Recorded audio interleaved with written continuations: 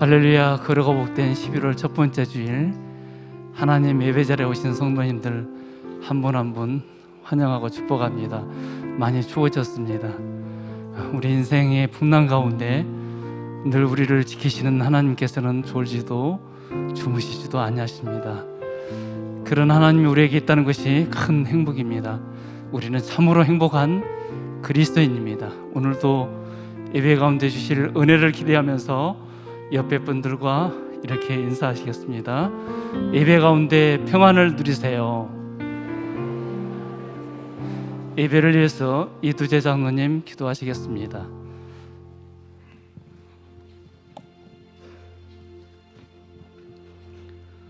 오늘도 온전한 사랑으로 우리들에게 은혜를 주시기 원하시는 주님, 예배의 전으로 불러주셔서 감사합니다.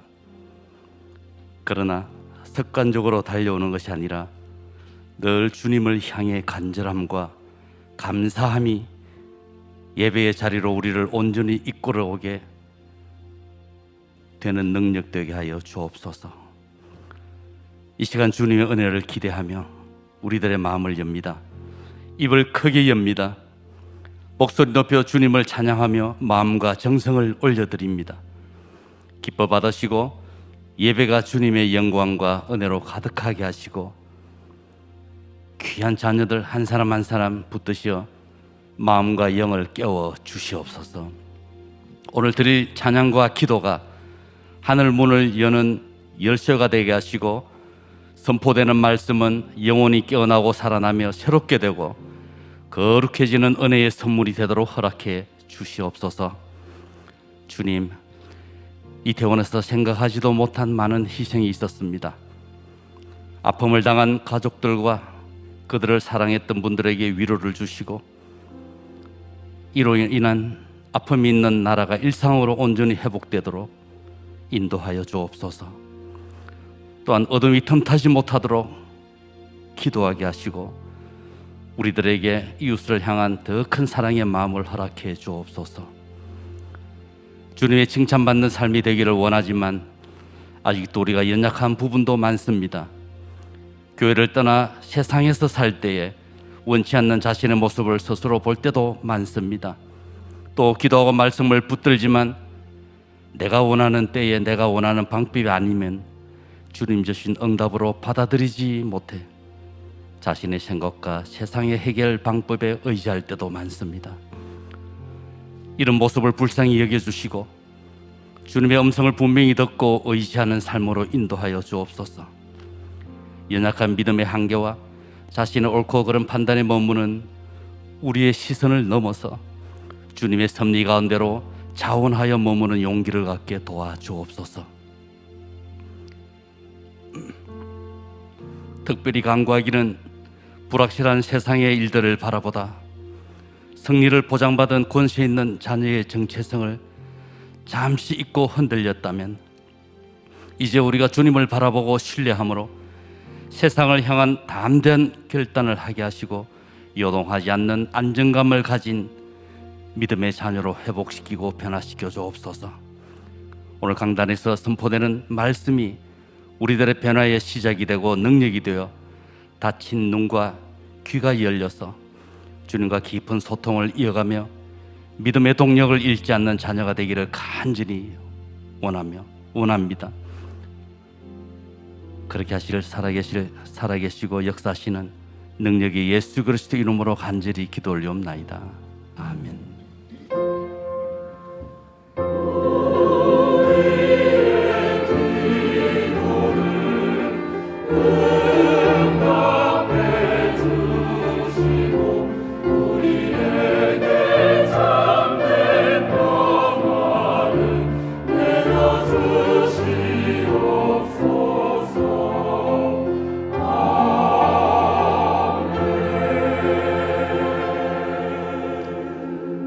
하나님은 영이시니 예배하는 자가 영과 진리로 예배할지니라. 아멘. 오늘도 우리를 지키시고 보호하시며 우리의 손을 붙드신 하나님께 찬양 올려드리겠습니다.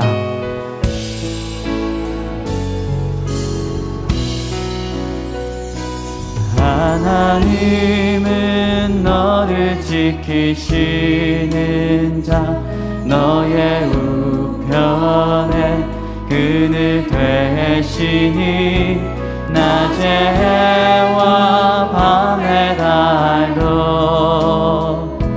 너를 해치 못하리. 하나님은 너를 지키시는 자 너의 환난을 면케하시니 그가 너를 지키시리라. 너의 출입을 지키시리라. 눈을 들어 산을 보아라. 너의 도움 어디서 오나. 천지 지으신 너를 만드신 여호와께로다. 눈을 들어 산을 보라. 눈을 들어 산을 보아라. 너의 도움 어디서 오나.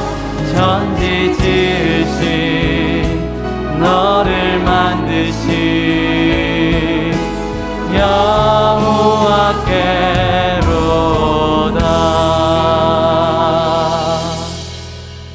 우리 함께 박수치며 주님 찬양합시다.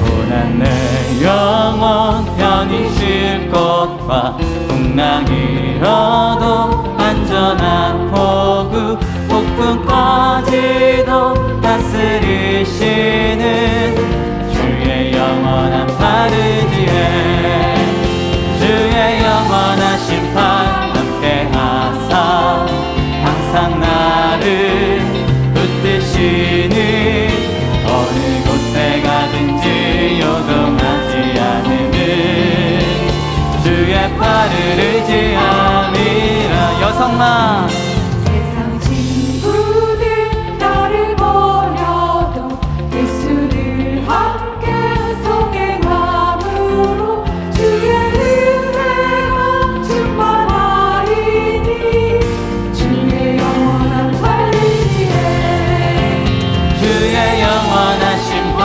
함께하사 항상 나를 붙드시니 어느 곳에 가든지 요동하지 않음을 주의 팔을 의지함이라. 남성만 나의 믿음이 연약해져도 미리 예비한 힘을 주시며 위태할 때도 안보하시는 주의 영원한 바르지에 주의 영원한 심판 함께하사 항상 나를 붙드시니 어느 곳에 가든지 요동하지 않음을 주의 팔을 의지함이라.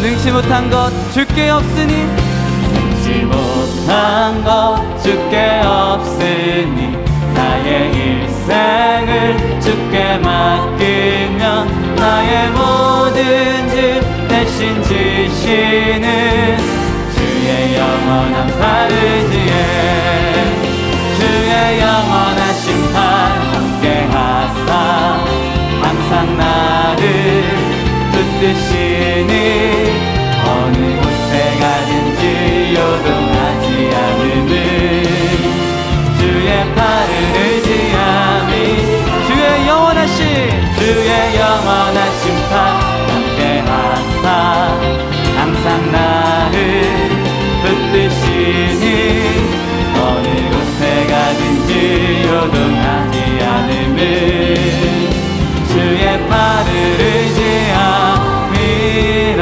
우리 붙드신 주께 감사의 박수를 드립니다.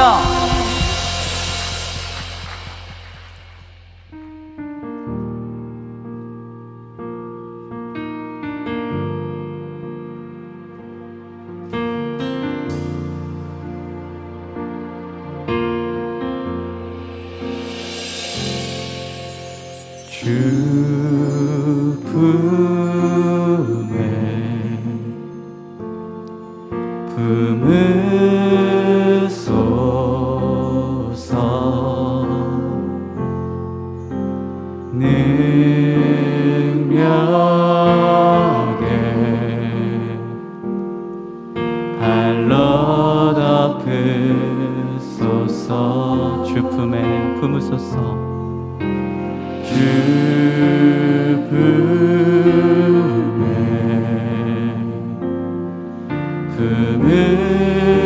품으소서 능력에 달로 덮으소서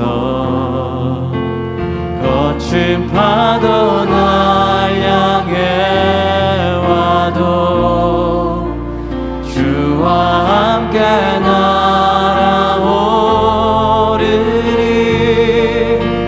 폭풍 가운데 나의 영혼 잠잠하게 주를 보리라.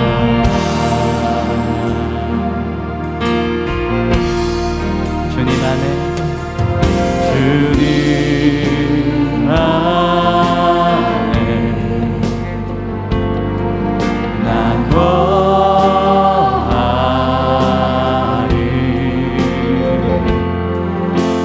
주님여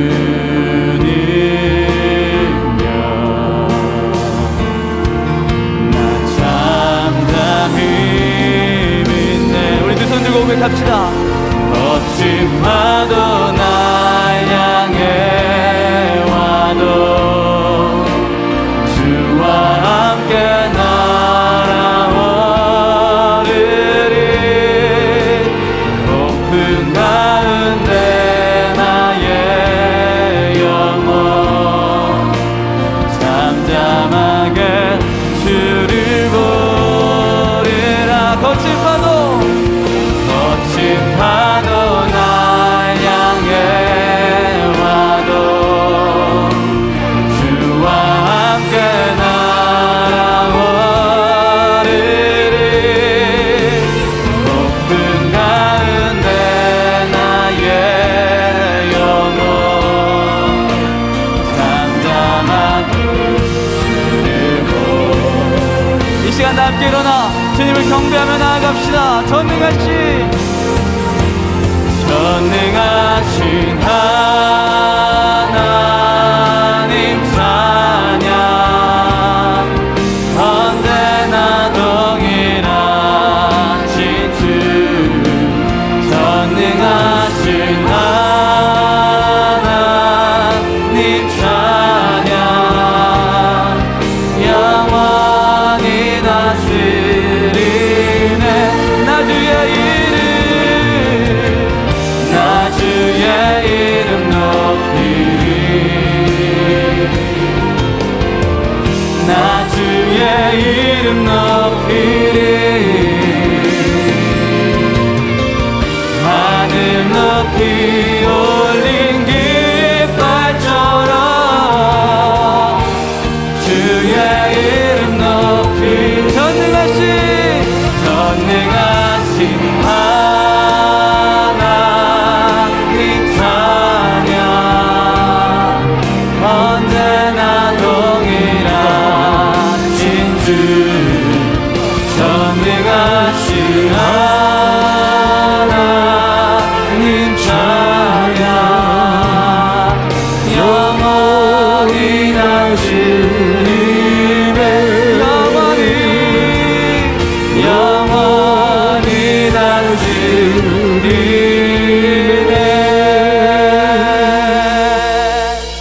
아멘, 아멘. 서신 채로 함께 참회의 기도를 드립니다. 십자가에 달리사 우리의 모든 허물과 죄를 담당하신 주님, 그 엄청난 은혜를 받고 사는 인생임을 알면서도 여전히 우린 세상에 나가 육신의 정욕과 안목의 정욕, 이생의 자랑에 매여 죄와 더불어 타협하며 주님의 영광을 가리우고 주의 이름에 욕을 돌리며 산 죄를 회개하오니 주여 저희를 불쌍히 여겨주시기를 기도하옵나이다. 저희는 역사와 인생의 주관 되시는 하나님을 매 순간 의지하며 살기보다 도리어 잠시 있다 사라지는 돈과 경험과 이성적 판단을 더 신뢰하고 그것들의 머리를 조아리며 살았음을 자백하오니 주여 용서해 주시기를 기도하옵나이다. 인생의 현실적 성공 앞에서는 하나님 은혜를 망각하고 마치 내가 이룬 노력의 소산이라 생각하며 교만하고 우쭐했습니다.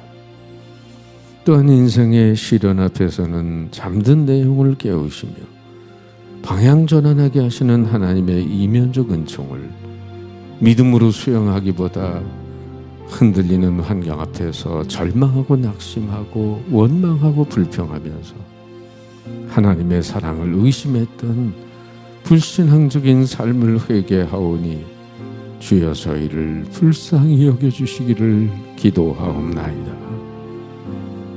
인생의 풍랑으로 말미암아 영적 호흡이 끊어진 인생들에게 기도하게 하시며 복음의 사명을 재확인하게 하시는 하나님의 은혜를 망각한 채 불안과 두려움에 떠는 믿음 없는 저희들을 불쌍히 여겨주시고 십자가의 보혈로 성량하시며 풍랑 한가운데서도 이제는 안심하라 외치며 사는 참 믿음의 사람이 되도록 저희들의 영과 혼과 육을 새롭게 하여 주시옵소서.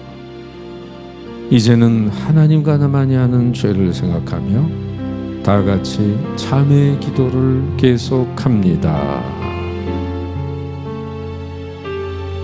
존귀하신 주, 베푸신 은혜는 한이 없이 돌이켜 주시옵소서.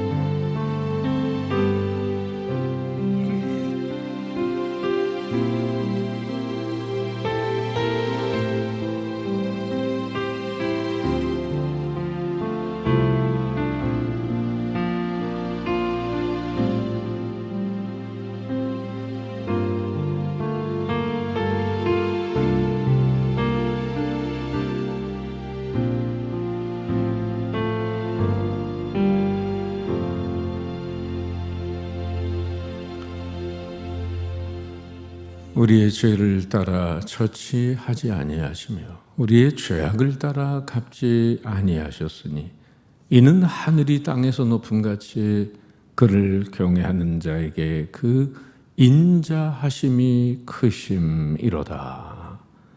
그러므로 이제 그리스도 예수 안에 있는 자에게는 결코 정죄함이 없느니라. 아멘. 이젠 다 같이 화면을 보며 우리의 신앙을 한 목소리로 고백하오니 나는 전능하신 아버지 하나님 천지의 창조주를 믿습니다. 나는 그의 유일하신 아들 우리 주 예수 그리스도를 믿습니다. 그는 성령으로 잉태되어 동정녀 마리아에게서 나시고 본디오 빌라도에게 고난을 받아 십자가에 못 박혀 죽으시고 장사된 지 사흘 만에 죽은 자 가운데서 다시 살아나셨으며 하늘에 오르셔 전능하신 아버지 하나님 우편에 앉아 계시다가 거기로부터 살아있는 자와 죽은 자를 심판하러 오십니다. 나는 성령을 믿으며 거룩한 공교회와 성도의 교제와 죄를 용서받는 것과 몸의 부활과 영생을 믿습니다. 아멘. 자리에 앉으셔서 오신 성도님들을 환영하고 함께 축복합니다. 좌우 옆에 있는 분들 바라보시면서 예수님의 사랑이 당신의 삶에 넘쳐나기를 하나님의 은혜와 평강이 가득하기를 축복합니다.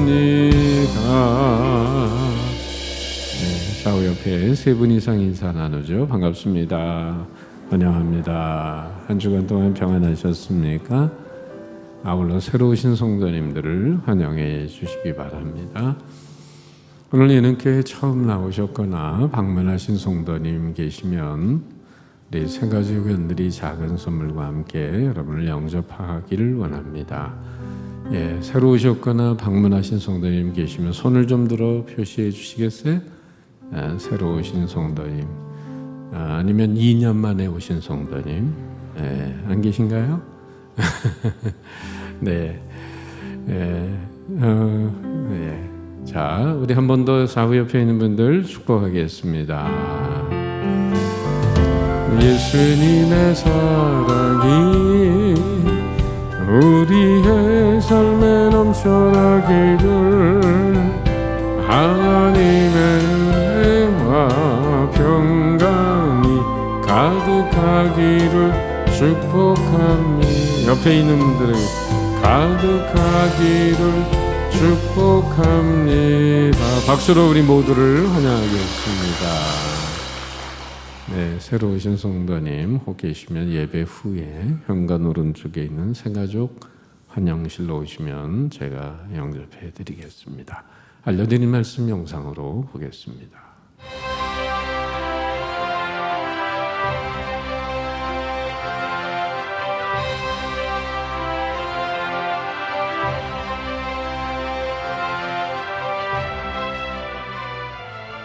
예능가족 여러분, 한 주간 평안하셨습니까? 11월 첫째 주일에 전하는 예능 소식입니다. 11월 여성 공동체 연합 예배가 이번 주 수요일 오전 10시 30분 본당에서 진행됩니다. 예배 후 각 공동체별 모임이 진행되오니 참석해 주시기 바랍니다. 하반기 세례 및 입교식 신청을 받습니다. 세례 및 입교를 희망하시는 성도님들은 11월 9일 수요일까지 교회 사무실로 신청해 주시기 바랍니다. 아울러 세례 및 입교 교육은 11월 12일 토요일 오전 10시부터 12시 30분까지 진행되며, 세례 및 입교식은 11월 13일 주일 3부 예배 시 진행됩니다.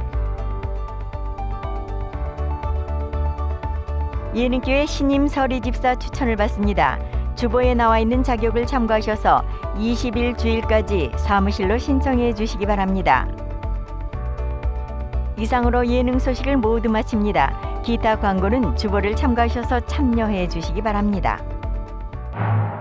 11월 첫 번째 주일, 복음으로 세상을 이롭게 시리즈 10번째 시간에 하나님께서 우리에게 주시는 말씀은 이제는 안심하라. 말씀을 통해 큰 은혜 받으시고 주님과 함께하는 행복한 한 주간 되세요. 네, 11월 첫째 주일입니다. 이번 오는 수요 예배 후에는 여성 공동체 모임 있겠습니다. 네, 많은 분들 또 참여해서 공동체 아름다운 교제 나눠주시기 바랍니다. 하반기 세례 입교 잘 참고하시고 지원해 주시고요. 또 서리 집사님 자격되는 분들 신청해 주시기 바랍니다. 11월 당회가 오늘 있겠고요. 예산위원 모임도 있고 추수감사 주일이 11월 셋째 주일 20일인데요. 그 앞에 11월 18일 기독 영화로 기적을 믿는 소녀라는 영상으로 우리가 함께 또 은혜를 나누고자 합니다. 그동안 교회 나오지 못했던 우리 플로팅 성도님들도 같이 초대해서 18일 저녁, 그리고 20일에는 감사예배 송찬식과 함께, 그리고 26일에는 구티비 예술단이 주관하는 찬양축제가 저희 교회 오후 5시에 본당에서 토요일에 있게 됩니다. 네, 이런 추수감사 축제로 함께 많은 분들이 다시 주의 성전을 찾으면서 함께 은혜를 나눠주시면 좋겠습니다. 주님의 말씀 기대하면서 함께 찬양합니다. 우리 모일 때 주 성령 임하리. 우리 모일 때 주 이름 높이리. 우리 마음 모아 주를 경배할 때 주님 축복하시리. 주님 축복하시리. 우리 마음 모아 주를 경배할 때 주님 말씀하시리. 주님 말씀하시리. 말씀하시리. 사도행전 시리즈 11번째 10번째 시간에 주시는 하나님 말씀은 사도행전 신약성경 중에 사도행전 27장 18절에서 26절의 말씀입니다. 신약성경 235면이 되겠습니다. 신약성경 235면 사도행전 27장 18절에서 26절의 말씀을 봉독할 때 살아계신 주님의 음성을 들으실 수 있기를 바랍니다. 우리가 풍랑으로 심히 애쓰다가 이튿날 사공들이 짐을 바다에 풀어버리고 사흘째 되는 날에 배의 기구를 그들의 손으로 내버리니라.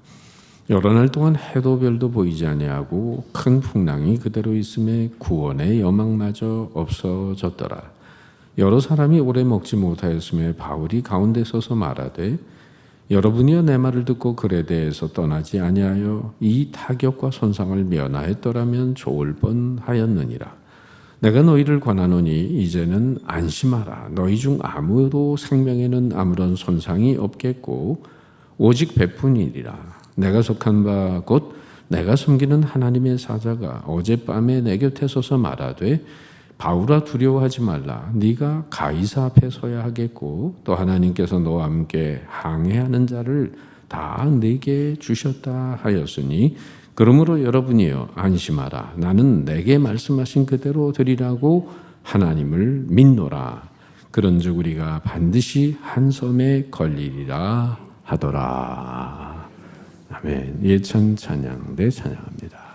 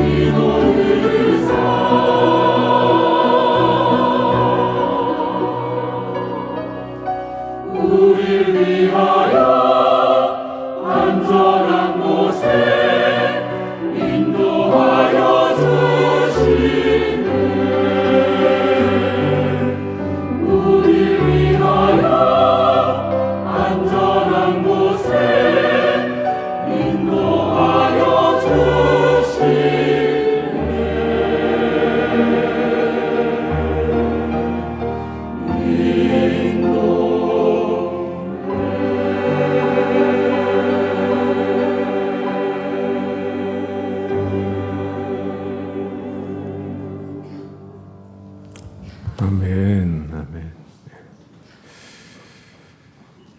어느새 단풍의 물결이 지나가고 이내 낙엽을 바라보는 가을의 선선함을 느끼는 계절이 되었지만 한 2달 전만 해도 남쪽 바다에서 불어오는 태풍으로 인해서 우리에게 이런저런 두려움이 가득했었습니다.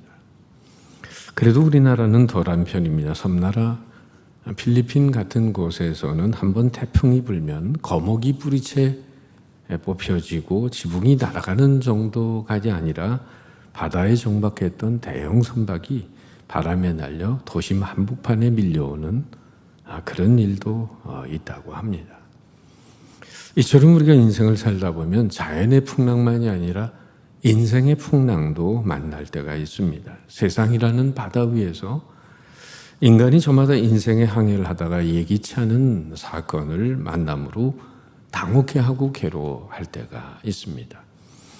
덧없이 흘러가는 인생을 나그네에 비유한다면 험난한 인생은 만경창파의 이륙현주에 비유할 수 있겠습니다. 그림에서 보는 것처럼 풍랑 있는 바다에 떠있는 한 조각배, 정말 언제 어떻게 될지 모르는 그런 모습을 상징하고 있습니다. 여러분, 왜 우리 인생 항로에 이런 풍랑이 있을까요? 물론 그 이유를 다 헤아릴 수는 없습니다. 성경에 나오는 풍랑의 3가지 사건을 통해서 우리 인생에 불어오는 풍랑의 이유를 한번 헤아려 보고자 합니다. 첫째는 구약의 불순종한 선지자 요나에게 불어온 풍랑입니다.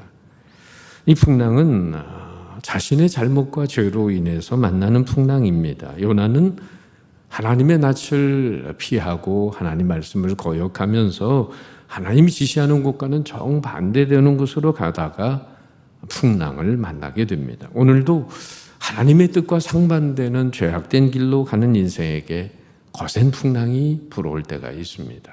사실 그런 사람에게 풍랑이 다가오고 있다는 자체는 사실은 하나님의 은총이요 사랑입니다. 가만히 내버려 두면 그것은 소망의 항구가 아니라 멸망의 항구로 치닫게 되기 때문이죠. 자식이 잘못된 길로 갈 때 부모가 매를 드는 것은 미움이 아니라 사랑의 이면입니다. 따라서 요나에게 부는 풍랑은 심판의 풍랑이라기보다는 회개를 촉구하는 인생의 바른 방향을 촉구하시는 하나님의 사랑의 풍랑이라고 볼 수 있어요. 마치 찬송가 가사로 말씀드린다면 이런 가사가 되겠죠. 어서 돌아오, 어서 돌아만 오오. 두 번째 성경에서 만나는 풍랑은 신약성경 마가복음 4장에 보면 예수님이 제자들과 함께 타고 가는 배에 불어온 풍랑입니다. 이 풍랑은 인간의 잘못과는 아무런 상관이 없습니다. 인간이라면 누구나 당할 수밖에 없는 숙명적인 풍랑 같은 것입니다. 우리가 인생을 살다 보면 원인 모를 역경과 시련에 부딪힐 때가 있어요. 아신데 예수님의 제자들은 대부분 갈릴리 바다에서 잔뼈가 굵은 사람들입니다. 바다 생활의 전문가들이죠. 그러나 그들은 점점 거칠어가는 풍랑 앞에서 어찌할 수 없이 두려움에 빠지고 말았습니다. 따라서 예수님과 함께 타고 가는 배에 불어온 바로 그 풍랑의 의미는 자신의 지식과 경험과 물질을 의지하기보다 주님을 더욱 신뢰하게 하시는 바로 믿음의 시련이었습니다. 마가복음 4장 40절에 너희가 어찌 믿음이 없느냐. 이처럼 우리의 잘못과 상관없이 하나님의 백성들에게 부는 인생의 풍랑은 세상을 더 의지하기보다 하나님만을 더 의지하게 하는 믿음의 풍랑이다 하는 것입니다. 그리고 오늘 본문에 나온 바로 3번째 풍랑의 이야기가 있습니다. 이 풍랑은 복음을 전하다가 체포된 사도 바울이 죄수의 몸으로 승객 275명과 함께 로마로 호송되어 가다가 만나는 풍랑입니다. 바울은 비록 죄수의 모임이긴 했지만은 여행 경험이 많았기 때문에 9절 이하에 보면은 이런 말씀이 있죠. 금식하는 절기가 이미 지났으므로 사도 바울은 1차, 2차, 3차 유럽을 뛰어다니면서 복음을 전했기 때문에 계절에 불어오는 바람에 대해서 굉장히 민감하게 잘 알고 있는 사람이었습니다. 늦가을에 불어오는 역풍을 무릅쓰고 항해하는 것은 매우 위험을 자초하는 것을 잘 알고 있는 사도 바울은 호송 책임자인 백부장에게 이렇게 권면을 했습니다. 10절에 보면 여러분이여 내가 보니 이번 항해가 하물과 배만 아니라 우리 생명에도 타격과 많은 손해를 끼치리라. 그러나 선장과 선주는 항해를 늦출 경우에 입을 경제적 손실에 대한 염려와 더불어서 지금 머무르고 있는 미항이라는 항구가 12절에 있는 대로 겨울을 지내기에 불편하므로, 즉 먹고 마시고 놀 데가 없다는 이유를 들어서 항해를 강행하자고 주장을 합니다. 11절에 있는 말씀처럼 백부장은 어리석게도 하나님의 사람 바울의 말을 듣기보다 선장과 선주의 말을 듣고 출발을 해요. 11절 보시면 백부장이 선장과 선주의 말을 바울의 말보다 더 믿더라. 저들이 당한 풍랑의 원인은 사실 여기서 출발하고 있습니다. 13절 보면 이런 말씀이 있죠. 남풍이 순하게 불매 그들이 뜻을 이룬 줄 알고, 그러니까 처음 항해를 시작할 때 순풍이 불어왔어요. 그들은 신이 났습니다. 바울의 말이 한낮 기후에 불과하다는 것을 그렇게 생각을 했을 거예요. 보라, 날씨가 이렇게 좋은데 바울의 말을 듣고 미항에 머물러 있었으면 어떡할 뻔했느냐라고 말하면서 바울을 비웃었을지도 모릅니다. 그들은 베닉스 항구에서 겨울을 보내면서 즐거운 시간을 보낼 것에 들뜬 마음을 가지고 있었습니다. 그들은 그러나 바로 다음 산간에 닥칠 일을 알지 못했습니다. 어떤 위험이 닥쳐올지 알 수 없었습니다. 죽음의 물결, 풍랑이 그들을 기다리고 있다는 것을 그만 예상하지 못했던 겁니다. 남풍이 순하게 부는 것 때문에 저들은 속을 수 있었습니다. 잠깐 동안 잘 되는 것 때문에 그 다음에 멸망을 보지 못하는 겁니다. 그리고 마침내 그들은 바울의 예견대로 유라굴로라는 풍랑을, 엄청난 광풍을 만나면서 많은 재산의 손실과 생명의 위험마저 받게 됩니다. 유라굴로라는 말은 북동풍의 폭풍을 가리키는 것입니다. 저들은 그만 예상하지 못했던 엄청난 폭풍을 만나고 말았습니다. 이 몰아치는 거대한 폭풍을 어떻게 견딜 수 있었겠습니까? 이 몰아치는 풍랑 앞에 백부장의 이성적 판단은 여지없이 무너지고 말았습니다. 배의 선장과 선원의 그동안 경험한 그 경험은 아무 소용도 없었습니다. 다수의 의견이 무슨 소용이 있겠습니까? 풍랑이 불어오자 인간의 모든 생각과 계획은 다 아무것도 아니게 됐어요. 단지 풍랑에 밀려서 이리저리 밀려다니게 되고 말았습니다. 그 상황을 잘 말해주는 내용이 오늘 18절, 20절 사이에 있어요. 우리가 풍랑으로 심히 쓰다가 여러 날 동안 해도 별도 보이지 아니하고 구원의 여망이 다 없어졌더라. 한계 상황에 이르렀다는 거죠. 아끼는 물건들, 소중한 것들을 다 버리게 됩니다. 배를 가볍게 하기 위해서 아까워도 버려야만 했습니다. 짐만 버린 게 아닙니다. 19절에 보니까 배의 기구도 버립니다. 그리고 풍랑을 만나니 아무것도 소용이 없게 됐어요. 그리고 저들은 21절에 보니까 아무것도 먹지를 못했습니다. 절망 속에서 바울을 포함한 승객 276명은 하루도 아니고 무려 14일을 바다에서 떠다니면서 이런 고생을 하고 있는 겁니다. 성경은 인간의 이성과 경험을 신뢰한 결과가 무엇인지를 우리에게 알려주고 있습니다. 11절 다시 한번 보세요. 백부장이 선장과 선주의 말을 바울의 말보다 더 믿더라. 우리가 자주 놓치는 것이 이것입니다. 전문가들이 언제나 문제 해결자인 줄 압니다. 많은 사람이 지지하면 그것이 다 옳은 줄 알아요. 선장이 말하자 대부분 모든 사람이 동의했습니다. 많은 사람이 지지하면 그게 옳은 줄 알아요. 그러나 전문가의 지식보다 하나님의 말씀 한마디가 더 옳은 줄 믿습니다. 사람의 경험보다 기도에서 나온 하나님의 말씀 한마디가 더 옳은 것입니다. 결국 이들이 당한 풍랑의 원인은 세 가지로 요약이 됩니다. 첫째는 선장 선주들의 입장에서는 정욕의 욕심으로 인한 풍랑이었어요. 둘째, 백부장의 입장에서는 들어야 할 진리의 말씀을 외면헌고로 찾아온 풍랑이었습니다. 셋째로, 바울의 입장에서는 인생의 풍랑을 만나 구원의 여망을 잃은 자들에게 고난을 계기로 복음과 하나님의 살아계심을 증거하기 위한 증거적인 풍랑, 증거적 고난이 되었습니다. 배 안에 탄 사람들이 많이 있었지만은 결국 모든 사람을 세 가지 유형으로 분류해 볼 수 있다고 생각합니다. 첫째는 환경지향적 인간, other oriented person.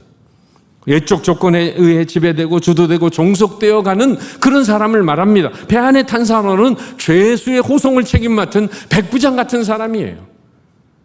두 번째, 자기 지식과 자기 경험 지향적 인간, self-oriented person.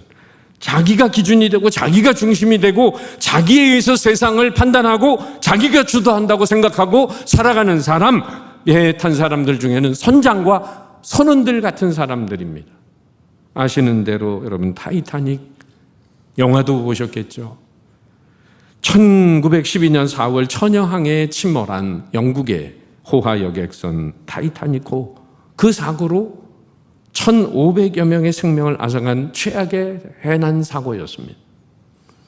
그때 출항하면서 스미스 선장은 이런 망발을 합니다. 타이타닉은 하나님도 침몰시킬 수 없다. 당시 그 과학이론은 절대로 가라앉을 수 없는 거대한 호화 여객선이었기 때문에 그 타이타닉호에 별명이 있었는데 Unsinkable Ship, 가라앉을 수 없는 배라는 별명이 있었습니다. 그래도 하나님까지 들먹인 선장의 말은 교만한 말이었습니다. 아마 그 말을 하나님께서 들으시고 하늘에서 웃으셨을 거예요. 선장은 그 배를 가지고 최단시간 신기록을 수립하겠다고 호언장담하면서 전속력으로 달렸습니다. 그러나 갑자기 마주친 빙산을 미처 피하지 못하고 침몰하면서 2,200여 명이 탄 배에 1,500여 명이 물속에서 수장되는 비극적인 사건이 일어나게 된 거죠. 결국 인간의 교만이 얼마나 위험한 것인지를 보여주는 상징적 사건이 되고 말았어요. 세 번째, 신앙 지향적 인간, faith oriented person입니다. 하나님께 대한 믿음을 가지고 모든 것을 신앙적 관점에서 이해하고 그 안에서 생각하고 그 안에서 살아가는 사람, 오늘 본문에 등장하는 바로 사도 바울과 같은 사람입니다. 그렇다면 여러분, 바울 사도는 이 엄청난 풍랑으로 인해 두려워 떨고 있는 275명의 승객들에게 어떻게 행동하고 있을까요? 오늘 본문에서 보는 대로 구원의 여망이 없는 상황 속에서도 바울은 승객들에게 이렇게 외치고 있습니다.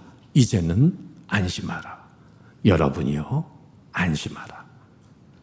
이처럼 위로의 복음과 평안의 복음을 선포하고 있는 것이죠. 안심하라라는 헬라 원어의 뜻은 유디메오라는 단어인데 아주 좋은 기분을 가져라, 기쁜 마음을 가져라, 마음을 놔라, 이런 뜻입니다. 그러니까 내 목숨 하나도 지키기 숨가쁜 시간에 죄수의 몸으로 끌려가면서도 두려워 떠는 영혼들에게 안심하라고 외칠 수 있는 이 평안의 능력은 불신자들에게 감동과 도전을 주기에 너무나 충분했습니다. 그렇다면 이 흔들리는 풍랑 속에서 평안한 가운데 주의 복음을 전할 수 있는 이 능력은 어디서 도대체 나오는 것일까요? 23절 말씀을 보세요. 내가 속한 바 곧 내가 섬기는 하나님의 사자가 어젯밤에 내 곁에 서서 말하되, 이 말씀의 의미는 뭐죠? 담대함과 확고함과 이 초연함의 비결은 첫 번째, 풍랑의 와중에서도 주님의 음성에 귀를 기울이고 있었기 때문입니다. 바울은 긴박한 순간에도 하나님과의 개인적 교신을 멈추지 않았습니다. 전쟁터에서 여러분, 아무리 위험한 상황에 있다 하더라도 본부와의 교신이 계속되는 부대가 있다면 소망이 있는 것입니다. 여러분, 인생의 위기 중에 더 큰 위기가 뭔지 아세요?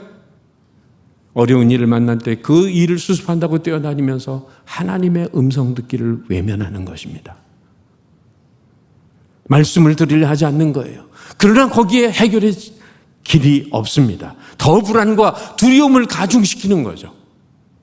전쟁터에서 코를 골고 있는 병사가 있어서 종군 기자가 묻기를, 아니 당신은 이렇게 포탄이 쏟아지고 있는 이런 와중에 어떻게 코를 골고 자느냐 그랬더니 자기는 항상 묵상하는 말씀이 있다고 하면서 이 말씀을 전해요. 이스라엘을 지키신 이는 졸지도 아니하시고 주무시지도 아니하시리로다. 하나님을 보초 세워놓고 지는 잠들어 있어요. 여러분, 하나님의 말씀이야말로 참으로 마음의 불안과 두려움을 내쫓아 주기 때문인 거죠. 바다를 항해하는 분들이 배의 안전을 위해서 항상 준비해야 될 필수품이 있다면 뭘까요? 일기예보와 뉴스를 들어야 하는 라디오가 있어요. 위치 파악을 위한 지도가 있습니다. 위기 시에 구조를 요청하는 무전기가 필요합니다. 방향 알리는 나침판이 있어야 합니다. 그리고 먹을 음식과 식수가 있어야 돼요. 이걸 우리 세상이라는 바다를 항해할 때 우리 그리스도인들에게 필요한 영적인 필수품으로 바꾸어서 말한다면 뭘까요? 천국 방송을 들을 수 있는 라디오인 성경이 있어야 되고, 어려울 때 SOS를 칠 수 있는 기도의 무전기가 있어야 되고, 언제나 정복을 가리키는 나침판 같은 선한 양심이 있어야 되고, 항상 새 힘을 얻을 수 있는 신령한 만나의 말씀과 생수와 같은 성령의 은혜가 있어야 할 줄 믿습니다. 이번 경북 봉화에서도 참 갱도가 무너져서 어렵게 두 분이 살아나셨습니다마는 오래전에 비슷한 일이 있었는데 우리나라에서 한강에 갱이 무너졌어요. 광부들이 저 깊은 땅속에 갇히게 됐습니다. 공교롭게도 두 패로 나누게 됐어요. 이쪽과 저쪽으로 말입니다. 그 사이는 가로막혔어요. 그 구원을 하는데도 열흘이 넘게 걸립니다. 그들이 있는 곳에 막상 끝까지 파고 들어갔을 때 희한한 상황을 구조대는 목격합니다. 한쪽에 있는 사람들은 실신했지만 다 살아있는데 한쪽에 있는 사람은 다 죽었습니다. 똑같은 상황인데 왜 한쪽은 살고 한쪽은 죽었을까요? 그 이유는 한쪽에 실신한 사람들이 있는, 사람이 산 곳에는 전화선이 연결되어 있었습니다. 그런데 죽은 사람들에게는 전화선이 끊어져 있었어요. 전화선이 연결되어 있는 그쪽에 갱도에 묻힌 사람들에게는 이런 연락이 계속 가고 있었던 거죠. 지금 받으러 간다. 걱정하지 마라. 조금만 참아라. 이런 생명의 메시지가 전달되고 있었기 때문에 저들은 절망 중에 소망을 가지고 있었어요. 끝까지 견딜 수 있었지만 한쪽 아무런 메시지를 전달받을 수 없었던 그들은 버틸 힘도 없었고 절망 중에 끝내는 죽어갔다고 하는 것입니다. 여러분, 고난의 풍랑일 때 하나님 앞에 매달리면서 하나님의 말씀의 자리에 우리 자신을 갖다 놓으시기를 바랍니다. 하나님이 내게 말씀하는 한 내 삶에 뚜렷한 하나님의 지시가 들려오고 있는 한 풍랑을 두려워할 필요는 없습니다. 시편 기자는 그래서 이렇게 고백합니다. 같이 읽어보죠. 시작. 주의 법을 사랑하는 자에게는 큰 평안이 있으니 그들에게 장애물이 없으리로다. 여러분, 왜냐하면 믿음은 들음에서 나고 들음은 말씀에서 나기 때문입니다. 할렐루야.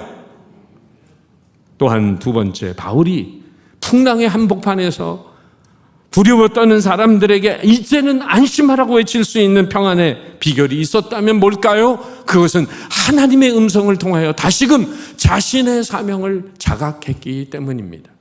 아무리 자신의 삶이 곤고해도 자신에게 주어진 본연의 사명이 깊이 자각될 때 쉽게 삶을 포기하지 않을 수 있는 용기가 생겨납니다. 삶을 포기하고픈 곤고함이 엄습해와도 올망졸망한 자녀들을 생각할 때 부모는 다시금 마음을 다부지게 먹게 되지 않습니까? 나를 바라보는 아이들이 있는데 내가 절망해서는 안 되지. 내가 이대로 죽어서는 안 되지. 쉽게 삶을 포기하지 않을 수 있는 용기가 자기에게 주어진 사명을 자각할 때 생겨나고 있는 것입니다. 바울의 모습을 보세요. 풍랑이는 그 흔들리는 환경에서조차 평안의 비결이 무엇인지 24절의 말씀, 바울아 두려워하지 말라. 네가 가이사 앞에 서야겠고 또 하나님께서 너와 함께 항해하는 자를 다 내게 주셨다 하였으니, 사도 바울은 하나님의 음성을 통하여 분명히 미래적으로는 로마 황제 가이사 앞에 서서 재판을 받을 뿐만 아니라 로마에 가서도 그 뜨거운 사랑의 복음을 전파하리라, 위대한 선교적 사명이 주어져 있음을 자각하고 현재적으로는 바로 하벨을 함께했던 275명의 생명을 하나님이 자신에게 맡겨주셨다는 귀중한 사명을 자각하게 됩니다. 난 파산에서의 구원의 여망이 없어서 죽음 앞에 서 있는 이 사람들을 돌볼 책임이 자신에게 주어졌다는 것을 깨닫는 순간 바울에게 있어서 자기 목숨을 걱정하는 것은 차라리 사치스러운 일이었다는 거죠. 그 사명을 깨닫는 순간 죄수인 바울이 풍랑의 한복판에서 어쩔 줄 모르고 당황하고 있는 사람들에게 방향을 제시하면서 지도자로 부상하고 있는 모습을 여러분 주목해 보시기 바랍니다. 간혹 목사로서 육체적으로도 곤고함으로 하나님 말씀 준비하기가 매우 힘든 때가 있었습니다. 언젠가 한 번은 오래전 일입니다만은 토요일인데 열이 제가 40도까지 오르는 거예요. 영 열이 내려가지 않아요. 밤 12시가 넘어 지나가고 주일 새벽을 바라보는데도 계속 고통의 연속이었습니다. 인간적인 마음으로는 연락을 해서 주일 설교를 한번 쉬어야 되나 이런 마음도 없지 않아 있었습니다. 그러나 이를 악물고 밤을 새워가면서 말씀을 준비할 수 있었던 이유는 단 한 가지 때문입니다. 바로 이 자리에 기다리고 있는 여러분들 때문이에요. 내게 주신 은혜의 사명을 고통 속에서도 깊이 자각할 때 하나님은 저에게 육신의 열기를 이길 수 있게 해주셨습니다. 단 한 주도 아파서 그래서 제가 이 자리에 서지 못한 적은 30년 동안 한 번도 없었습니다. 하나님의 은혜죠. 심리학자 롤로 메이라고 하는 분은 자아를 잃어버린 현대인이라는 책 속에서 현대인의 가장 무서운 병은 불안과 공허라고 전한제합니다. 왜 불안하게 됐고 왜 공허하게 살게 됐느냐, 세 가지 이유를 말하는데 첫째는 가치관 상실에서 온다고 했습니다. 무엇이 중요한가? 가치의 근본을 잃어버렸다는 거예요. 두 번째, 자아의식의 상실, 자존심의 상실입니다. 세 번째, 사명의식의 상실입니다. 분명한 삶의 목적의식 없이 살아가는 현대인은 공허하고 불안한 삶을 산다는 거예요. 아프리카 정글 속에서 복음을 전하던 리밍스턴이라는 선교사님은 자기의 안부를 걱정하는 사람들에게 이렇게 말했다고 전해집니다. 나는 존재 이유를 다할 때까지, 나의 사명이 다할 때까지 나는 결코 죽지 않는다. 앤드류 머레이가 쓴 나를 버려야 예수가 산다는 책이 있습니다. 앤드류 머레이는 이 책에서 이런 말을 하고 있습니다. 내가 만일 물에 빠진 사람을 구조하려고 한다면 한 손으로는 그 사람을 붙잡고 다른 한 손으로는 다른 것을 단단히 붙잡아야 한다. 머레이 이 말은 물에 빠진 사람을 구할 때 그냥 물속에 뛰쳐 들어가는 것은 안 된다는 거죠. 그러면 둘 다 죽을 수 있다는 거죠. 뛰어들 때 뭔가를 붙잡고 뛰어들어야 한다는 거예요. 즉 기도는 한 손으로 세상을 향해 내밀고 다른 손으로는 하나님을 붙잡아야 한다는 겁니다. 하나님이 나를 붙잡아 주는 만큼 나는 세상을 살릴 수 있다는 것이에요. 오늘도 어떤 풍랑이 내 삶의 주변을 맴돌다 하더라도 고통받는 영혼과 이웃을 향해 땀 흘리며 이렇게 외칠 수 있기를 바랍니다. 이제는 안심하십시오. 내가 믿는 예수를 믿고 삶을 위탁하십시오. 그분이 영육의 구원을 이루어 주실 줄 믿습니다. 바울은 한 가지 더 인생의 풍랑 속에서 안심하라고 외칠 수 있었던 비결은 25절에서 찾을 수 있습니다. 그러므로 여러분이요 안심하라. 나는 내게 말씀하신 그대로 되리라고 하나님을 믿노라. 그래서 그는 이 말씀에 의하면 세 번째, 바로 풍랑 속에서도 하나님의 약속을 철저히 신뢰하며 붙들고 있었기 때문입니다. 그래서 그는 담대했고 평안할 수 있었어요. D.L. 무디가 19세기 복음으로 영국과 미국을 흔들어 놓았던 위대한 복음 전도자였습니다. 하루는 런던에서 집회를 마치고 배를 타고 미국으로 돌아가는데 대서양을 건너다가 갑자기 배가 암초에 부딪혀서 배에 물이 들어오기 시작했어요. 배 안에는 700명의 선원과 승객이 타고 있었는데 절규하며 아수라장이 됐어요. 한쪽 구석에서 조용히 성경을 읽던 그는 시끄러운 소리가 들리니까 아들에게 무슨 일이냐라고 물었습니다. 아들은 아빠, 배에 암초에 부딪혀서 물이 들어오고 있대요. 그럴 때 무디는 뛰쳐 올라가서 배 위에서 사람들을 진정시킨 다음에 시편 91편을 읽었습니다. 코로나19를 뒤집는 말씀이 이 말씀이라고 하더라고요. 코로나19를 거꾸로 하면 91편이 되니까. 우리 9절에서 11절 다 같이 읽어보죠. 시작. 네가 말하기를 여호와는 나의 피난처시라 하고 지존자를 너의 거처로 삼았으므로 화가 네게 미치지 못하며 재앙이 네 장막에 가까이 오지 못하리니 그가 너를 위하여 그의 천사들을 명령하사 네 모든 길에서 너를 지키게 하심이라. 이 말씀을 읽어주고 배에 있는 사람들과 함께 합심해서 무디는 기도했답니다. 기도가 끝난 뒤에 우리의 생명은 하나님의 손에 있으니 하나님께 맡기고 잡시다. 그런데 배 안에서 잔 사람은 무디 한 사람밖에 없답니다. 잠시 후에 레이크 퓨런이라는 구조선이 나타나서 승객 전원을 구조해서 한 사람도 생명을 잃지 않았다고 전해집니다. 비슷한 얘기입니다만은 풍랑이는 배에서 선장 아내가 너무나 무서워서 그냥 떨고 있으니까 이렇게 해도 안 되고 저렇게 해도 진정이 안 돼서 총을 딱 빼가지고는 아내한테 들이대고는 이래도 무섭지 않아? 하고 있는데 부인이 말하더랍니다. 나를 사랑하는 사람의 손에 총이 있는데 그게 뭐가 무서워요? 그럴 때 남편 선장이 말하기를 이 풍랑도 하나님의 손길 안에 있어 두려워하지 마.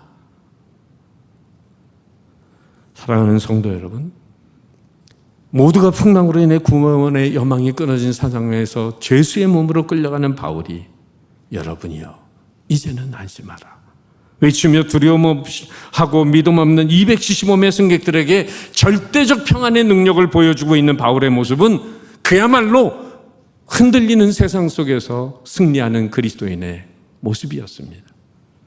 약속하신 대로 하나님은 배에 탄 276명의 전원 승객을 구원해 주셨습니다. 저 뒤에 있는 44절의 말씀을 제가 읽습니다. 그 남은 사람들은 널조각 혹은 배 물건에 의지하여 나가게 하니 마침내 사람들이 다 상륙하여 구조되니라.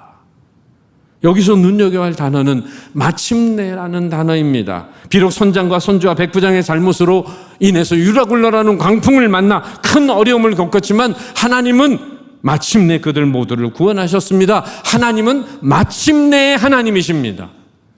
우리는 아직도라고 외칠지 모르지만 하나님은 마침내 우리를 위해 역사하시는 분인 줄 믿으시기 바랍니다. 내 인생 앞에 거센 풍랑이 몰려왔다고 여러분 두려워하지 마시기 바랍니다. 폭풍 속에서도 마침내 우리에게 은혜를 베푸시는 하나님을 의지하시기를 바랍니다. 예수 믿는 사람들이 인생의 풍랑을 만나서 안 믿는 사람들보다 더 호들갑을 떤다고 생각해 보세요. 얼마나 불신자들이 비웃겠습니까? 돈과 권력과 명예와 인기, 세상의 모든 걸 가지고도 불안에 떨고 있는 사람이 있는가 하면 벤츠를 타고도 불안한 사람이 있고 티코를 타도 평안한 사람이 있어요. 두려움에 떠는 사람은 어디에 갖다 놔도 불안합니다. 어떤 사람 비행기를 타고 12시간, 13시간 날아가면서도 한잠도 못 자는 사람이 있어요. 눈을 똑바로 동그랗게 뜨고 꼬박 그 시간을 버티고 지냅니다. 물 한 모금도 마시지 않고 식사도 안 하고 벌벌 떨고 앉아 있어요. 반면 코를 골고 어떤 사람은 그냥 바닥에 자리를 깔고 누워 가는 사람도 있어요. 비행기에서. 여러 사람 봤어요, 저는 비행기 탈 때마다 즐거운 마음으로 탑니다. 옛날에 태어났으면 언제 하늘을 날아가는 그런 상상이나 뵙겠습니까? 음식 때마다 음식 주고 영화도 볼 수 있고 책도 보고 평안한 조용한 음악도 들을 수 있고 여러분 사고 날까 걱정하지만은 사고 나면 하늘나라 직행하는 거 아닙니까? 높은 곳에 있다가 더 높은 곳으로 가는 거 아니에요? 걱정할 거 없습니다. 우리에게는 더 좋은 천국이 예비되어 있는 줄 좀 믿습니다. 베클레브 헤이블이라는 사람이 이런 얘기를 했어요. 현대인들은 모든 것이 가능하지만 아무것도 확실치 않은 세상 속에서 살아가고 있다. Everything is possible and nothing is certain. 그렇습니다. 과학기술이 발달해서 모든 것이 우리는 가능할 것 같은 세상 속에 삽니다. 그러나 아무것도 확실치 않은 혼돈의 세계 속에서 우리는 살아가고 있습니다. 무슨 사고, 무슨 사건이 우리에게 터질지 모르는 삶 속에서 오늘 세상 사람들은 죽음의 공포에 대한 강박관념에서 벗어나기 위해 세상적인 요소에 더 집착하면서 살아갑니다. 그러나 배가 풍랑을 만날 때 그 배 안에 실은 물건을 바다에 다 내던지는 모습을 보세요. 물질이 인생의 위기에서 평안을 주지 못합니다. 구원을 주지 못합니다. 결국 우리 곁에 있는 것들은 다 떠나갑니다. 백부장 같은 권력의 힘도 풍랑 앞에서는 속수무책입니다. 선장과 선주들의 항해 지식과 경험, 유라굴로 풍랑 앞에서는 아무 쓸모가 없었습니다. 사랑하는 성도 여러분, 풍랑 있는 배에서 이제는 안심하라 외치는 바울의 담대함과 이 영적 권세는 어디서 왔다고요? 세 가지 다시 요약해드리면 풍랑 속에서도 주님의 음성에 귀 기울였기에 그 음성을 통해 주어진 사명을 재확인했기에 가이사 앞에 서게 된 그 약속의 말씀이 반드시 이루어질 줄 믿었기에 우리도 그런 믿음을 가질 때 풍랑 가운데에서 두려움 대신에 평안을 주시고 이제는 안심하라 외칠 수 있는 살아있는 믿음을 가진 그리스도인이 될 줄로 믿습니다. 이 은혜가 여러분과 함께 하시기를 주님의 이름으로 축복합니다. 기도하겠습니다. 사랑의 주님, 유라굴로와 같은 풍랑이 우리를 엄습하고 있지만 우리를 사도 바울처럼 풍랑 속에서도 안심할 수 있도록 믿음과 용기와 지혜와 능력을 주시는 하나님을 찬양합니다. 선주와 선원들의 경험이나 백부장의 이성적 판단을 앞세우며 항해하다가 풍랑을 만나 구원의 여망이 없어졌듯이 우리 또한 우리의 힘과 경험과 지식만을 의지할 때 패하기 쉬운 인생임을 고백합니다. 유라굴로 강풍 속에서도 하나님의 음성에 귀를 기울이고 사명을 재확인하고 하나님의 약속의 말씀을 온전히 신뢰하며 풍랑에 두려웠다는 사람들에게 이제는 안심하라고 외쳤던 바울처럼 우리에게도 그런 믿음을 주시옵소서. 죽음의 공포에 떠는 많은 사람들에게 하나님을 의지하는 온전한 믿음 안에서 여러분이여 안심하라, 이제는 안심하라 외칠 수 있는 참된 믿음의 그리스도인들이 다 되게 하여 주옵소서. 오늘 말씀에 있다 우리 다 같이 통성으로 기도합니다. 같이 기도하겠습니다. 은혜와 소망이 되어 주신 존귀하신 주를 주님, 찬양합니다. 하나님 우리에게 주시는 유라굴로와 은혜의 같은 말씀이 풍랑이 우리의 마음을 언제나 우리 안심하게 주변을 하며 맴돌고 주시는 엄습하고 놀라운 있습니다. 은혜로 살아가게 하실 줄 믿습니다. 우리를 사도 바울같이 하나님, 인생 가운데 풍랑 닥쳐오는 속에서도 안심할 수 있도록 어려움을 우리가 믿음과 어떻게 용기와 나아갈지 모를 때 지혜와 능력을 주시는 하나님을 찬양합니다. 성령과 말씀과 선원과 선주들의 경험이나 백부장의 이성적 판단이나 나에게를 주장하여 나에게 그런 것들이 유라굴로 풍랑 앞에서 아무런 쓸모가 없었듯이 우리의 힘과 경험과 지식만 의지할 때 무력하기 짝이 없는 인생을 살 수밖에 없음을 고백합니다. 유라굴로 강풍 속에서도 하나님의 음성에 귀를 기울이고 주어진 사명을 재확인하고 약속의 말씀을 붙들고 두려웠다는 사람들에게 이제는 안심하라 외쳤던 바울처럼 우리에게도 그런 믿음을 주시옵소서. 죽음의 공포에 떨며 살아가는 인생들에게 여러분이여 안심하라, 여러분이여 안심하라 외칠 수 있는 참 믿음의 사람들이 되게 하여 주옵소서. 예수님의 이름으로 기도합니다.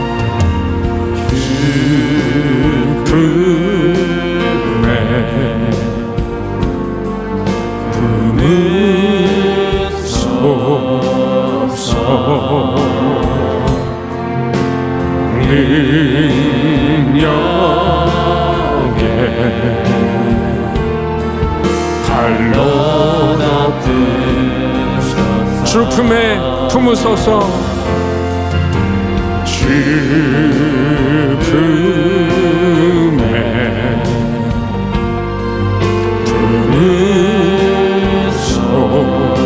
품으소서.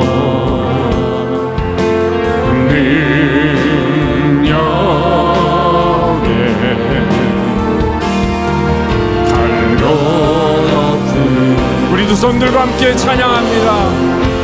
거친 파도 날 향해 와도 주와 함께 날아오르리.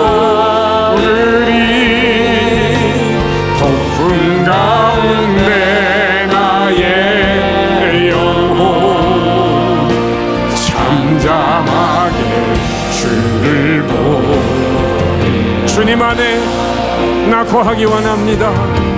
주님 안에 나 거하리. 주님의 능력을 믿습니다. 주 능력 나 잠잠히 믿네. 거친 파도 날 향해 와도 주와 함께 날아오르리. 폭풍 가운데 나의 영혼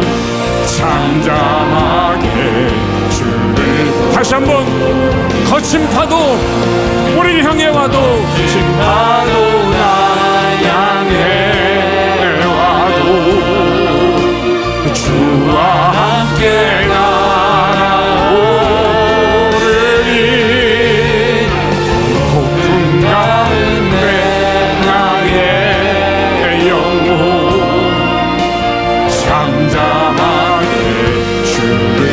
잠잠하게 주를 보리라. 잠잠하게 주를 보리라. 사건 사고가 많은 세상 속에 언제 무슨 일이 일어날지 모르는 삶을 우리는 살아갑니다. 그러나 인생의 풍랑 가운데도 함께 계시고 우리의 믿음의 손을 붙잡아 주시는 그 하나님, 그 하나님이 함께 계시기에 우리는 두려움 없이 인생 여정을 담대하게 걸어갈 수 있습니다. 그 은혜를 주신 하나님 앞에 감사하는 마음으로 다 같이 일어서서 봉헌하겠습니다.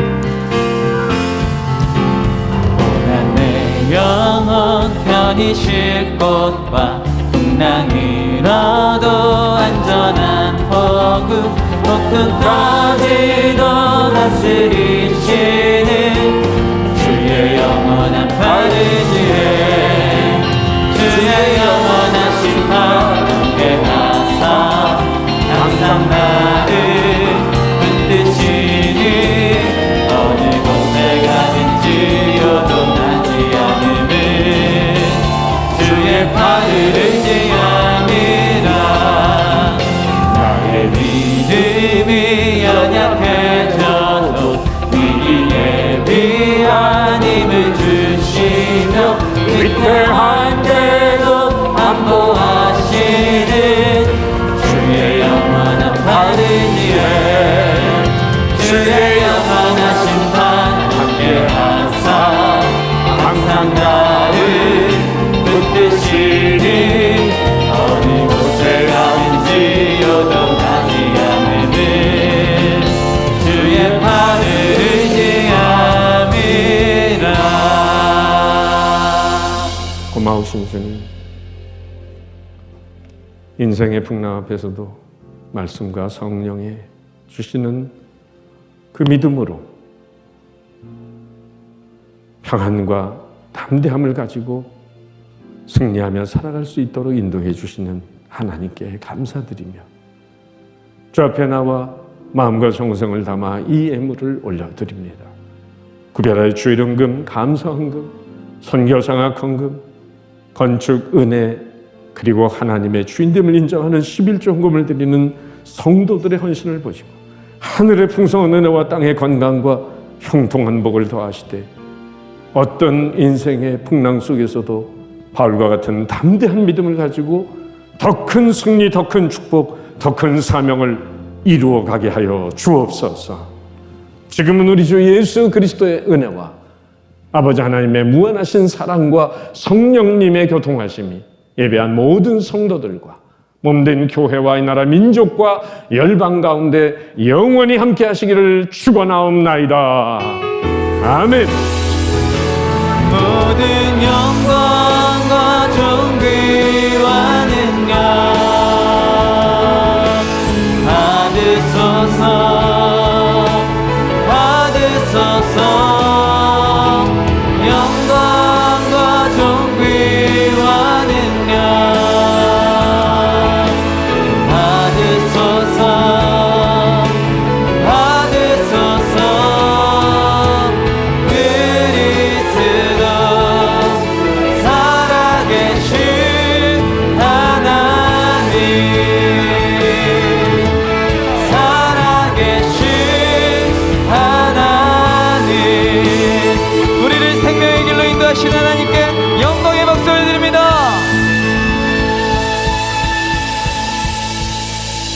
오신 순서대로 앞자리에서부터 퇴장하시겠습니다.